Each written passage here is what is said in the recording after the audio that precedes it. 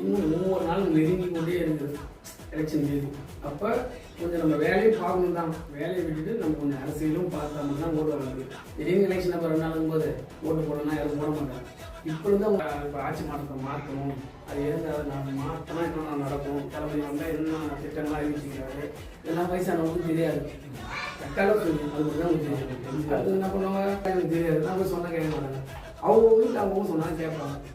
அப்போ நீங்கள் தான் உங்கள் ஊரில் சொல்லணும். இப்போ அவர் இருக்காருன்னு வச்சுக்கேன், அவர் ஃபேமிலி யாராவது இருக்காங்க, ஒரு 10 ஃபேமிலி அவங்க இருக்காங்க, அவங்க 10 ஃபேமிலி நீங்கள் தான் போய் சொல்லணும். அவங்க வந்து என்ன பண்ண போகிறாங்க, எல்லாம் நம்ம தான் அப்படின்ற வயசுக்கு எல்லாம் போய் அவங்க தான் சொல்லுவாங்க. அதை நம்ம வீட்டில் நம்ம தான் எடுத்து சொல்லணும். நம்ம பசங்க சொல்லும்போது, என் பசங்க சொல்லும்போது நாங்கள் கேட்போம், நான் சொல்லும்போது எங்கள் அப்பா அம்மா கேட்பாங்க. அதுமாதிரி அவங்க ஃபேமிலிக்கு அவங்க ஒரு 10 பேர் இவர் இருக்காருன்னா ஒரு 10 ஃபேமிலிக்கு வந்துட்டு அந்த ஓட்டுகளை வாங்கிக்கிற இது அவர்கிட்ட பொறுப்பை ஒப்படைச்சிடும்.